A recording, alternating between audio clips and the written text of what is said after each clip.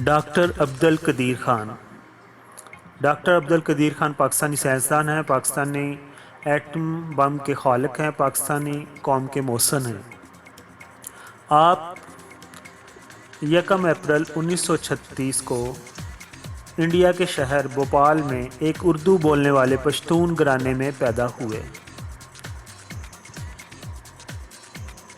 Doctor Khan کے 2 بڑے بھائی 1947 میں جب پاکستان نے آزادی حاصل کی تو وہ پاکستان میں آ کر کراچی میں رہائش پذیر ہو گئے۔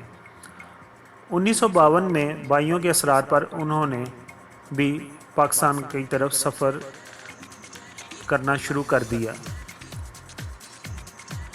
15 اگست 1952 کو کھوکھرا پار کے راستے پاکستان میں داخل ہوئے۔ سفر ہجرت کی تکلیف دہ تجربات بیان کرتے ہوئے انہوں نے ایک مرتبہ کہا تھا کہ بھوپال میں مسلمانوں کا کوئی مستقبل نہیں رہ گیا۔ بھائیوں نے کراچی آنے کے لیے لکھا تو والدین مرحوم نے بھوپال کے حالات کے تحت اجازت دے دی۔ والدین سے نوعمری میں جدائی کا کتنا غم ہوتا ہے اس کا تصور وہی کر سکتے ہیں جنہیں اس مرحلے سے دوچار ہونا پڑا۔ بہرحال میں نے عزم سفر باندھا، ایک بکس میں اپنی چند کتابیں اور چند کپڑے رکھے اور بھوپال سے براستہ اجمیر، لونی، چتوڑا، باڑہ میر بذریعہ ٹرین مونا باؤ کے لیے روانہ ہو گئے۔ وہ کہتے ہیں اس سفر میں وہ اکیلے تھے اور ان کا کوئی شناسا یا عزیز نہ تھا، لیکن اس سفر میں بھوپال کے کتنے ہی مسلم گھرانے میرے ساتھ تھے۔ سفر میں ہندو پولیس اور ریلوے ملازمین نے لٹے پٹے مسافروں کے ساتھ جو زیادتیاں اور ذلت میں سلوک روا رکھا اسے وہ کہتے ہیں میں کبھی بھلا نہیں سکتا۔ انہوں نے مسلمان مردوں، عورتوں اور بچیوں سے سب کچھ چھین لیا، حتیٰ کہ عورتوں کے کانوں سے بالیاں تک چھین لی۔ ٹکٹ چیکران مسافروں سے چیکنگ کے بہانے ٹکٹ لیتے اور اس وقت تک واپس نہ کرتے جب تک انہیں کچھ نذرانہ پیش نہ کیا جاتا۔ وہ کہتے ہیں وہ اس حد تک گر گئے تھے کہ مجھ سے میرا قلم تک چھین لیا۔ احتجاج کرنے پر انہوں نے مجھ پر لاتوں، گھونسوں اور ڈنڈوں کی بارش کر دی۔ ریلوے کا یہ سفر مونا باؤ پر ختم ہوا۔ یہاں سے 7 کلومیٹر کا سفر ریگستان کا تھا اور جہاں تا حد نظر ریت ہی ریت نظر آتی تھی، کوئی شجر سایہ دار نہ تھا۔ یہ سفر ننگے پاؤں طے کرنا پڑا کیونکہ جوتے ریت میں پھنس جاتے تھے، اس لیے وہ اتار کر ہاتھ میں لے لیے۔ سر پر کتابوں کا صندوق تھا۔ تپتی ریت پر چلتے چلتے پاؤں میں چھالے بھر آئے۔ مونا باؤ یا کہیں اور رک کر بھی نہیں سکتے تھے اور یہ سوچا ہوا تھا کہ دن میں جو بارڈر ہے وہ کراس کرنا ہے اور پاکستان کی سرزمین پر قدم رکھنا ہے۔ وہ کہتے ہیں کہ جو ہی پاکستان کی سرزمین پر میں نے قدم رکھا تو ایسے محسوس ہوا جیسے کسی پنجرے میں بند کسی پنچھی کو یا پرندے کو آزاد کر دیا گیا ہو۔ اور وہ کہتے ہیں ہمارے اندر مسرت کی لہر دوڑ گئی اور سب نے پاکستان زندہ باد کے نعرے بلند کیے اور کھوکھرا پار کی سرحدی چوکی پر لہراتے سبز حلالی پرچم نے نئی زندگی کا پیغام دیا اور وہیں ایک تندور پر روٹی کھانے بیٹھ گیا۔ یہ گوشت سالن اور تندوری روٹی تھی اور میں نے خوب سیر ہو کر کھایا۔ ڈاکٹر کہتے ہیں کہ اس سفر کے دوران ہندو پولیس اور ریلوے ملازمین کی توہین امیز سلوک اور لوٹ مار نے اس کی پوری وضاحت کر دی تھی جس کے لیے قائد اعظم نے پاکستان قائم کرنے کی لڑائی لڑی، اور آج بھی جب وہ سفر یاد آتا ہے تو زبان سے قائد اعظم اور پاکستان کے لیے بے ساختہ دعائیں نکلتی ہیں۔ ڈاکٹر عبدالقدیر خان 15 برس یورپ میں رہے اور اسی دوران انہوں نے مغربی برلن کی ٹیکنیکل یونیورسٹی، ہالینڈ کی یونیورسٹی آف ڈیلفٹ اور بیلجیم کی یونیورسٹی آف لیون میں ایجوکیشن حاصل کی۔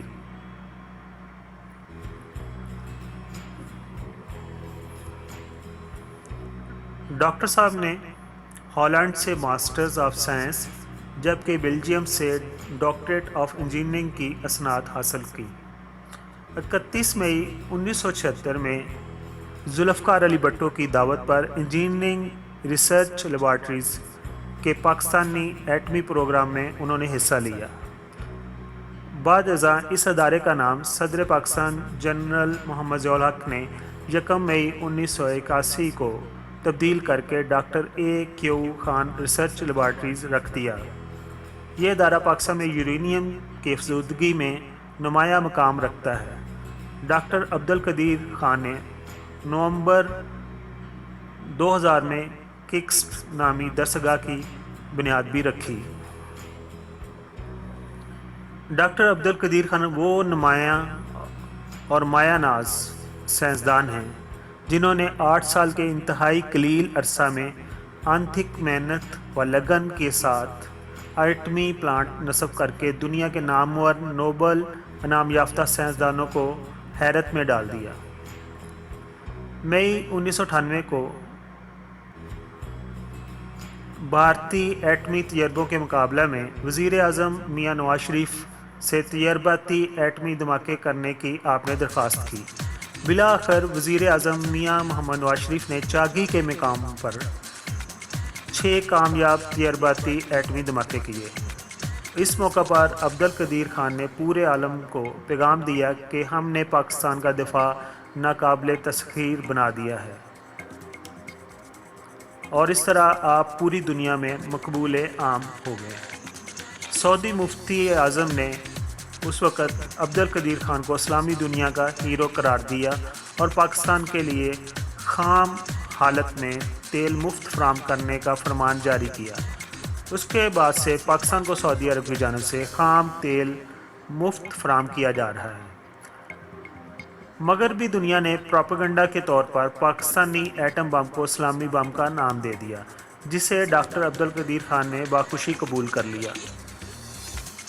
परवेज़ मुशर्रफ के दौर में पाकिस्तान पर लगने वाले एटमी मवाद दूसरे ममालिक को फराम करने के इल्ज़ाम में डॉक्टर अब्दुल कदीर खान को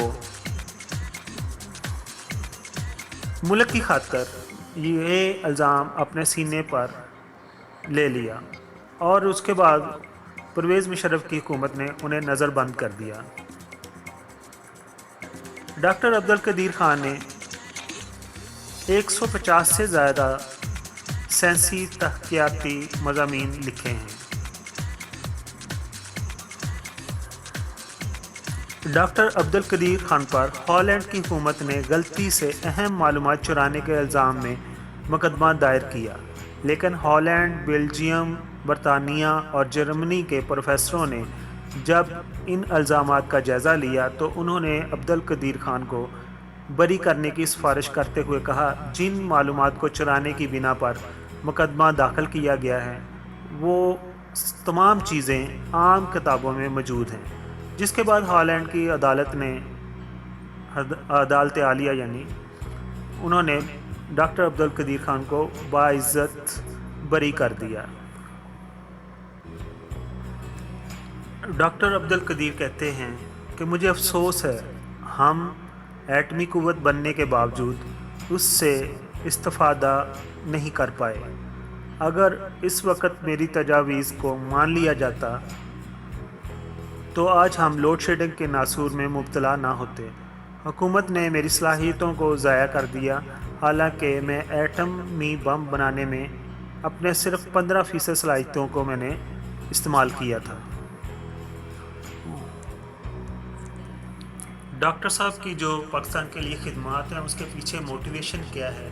एक तो ये कि वो जब उन्होंने इंडिया को छोड़ा और उस सफ़र के दौरान जो उनको तकालीफ बर्दाश्त करना पड़ी, और दूसरी बात वो ये कहते हैं कि जब 16 दिसंबर 1971 को की शाम को ढाका के रेस कोर्स मैदान में सीना फैलाए जनरल जगजीत सिंह अरोड़ा ने जनरल नियाज़ी के तगमे और रैंक सरेआम नोच डाले, यानी उस वक़्त बांग्लादेश मार्ज़ वजूद में आया। और वो कहते हैं कि 16 दिसंबर 1971 को फ़तह के नशे में सरशार भारतीय वज़ीर आज़म इंदिरा गांधी ने पार्लियामेंट से खिताब करते हुए कहा, ये जो हमें फ़तह हासिल हुई है ये हमारी फ़ौज की फ़तह नहीं, ये हमारी हुकूमत की फ़तह नहीं, ये हमारे नज़रिए की फ़तह है। और हमने यानी पाकिस्तानी मुसलमानों से कहा था कि उनका नज़रिया बातिल है और हमने उनका नज़रिया बहरे हिंद में गर्क कर दिया। وہ کہتے ہیں پاکستان سے ہزاروں میل دور بیلجیم کی لیون یونیورسٹی میں زیر تعلیم نوجوانوں نے جب یہ خبر سنی تو وہ کام کر رہ گئے، آنکھ سے بوئے خون جاری ہو گیا، نوجوانوں پر سکتہ طاری ہو گیا، خاصی دیر تک وہ سر جھکائے ہچکیوں سے روتے رہے۔ ابھی بات کرتے ہیں ڈاکٹر عبدالقدیر خان کی ازدواجی زندگی کے بارے میں۔ ڈاکٹر عبدالقدیر خان نے ہالینڈ میں قیام کے دوران ایک مقامی لڑکی ہنی سے شادی کی۔ ہنی مسلمان ہونے کے بعد ہنی خان بن گئی اور ان سے ڈاکٹر صاحب کی 2 بیٹیاں ہیں۔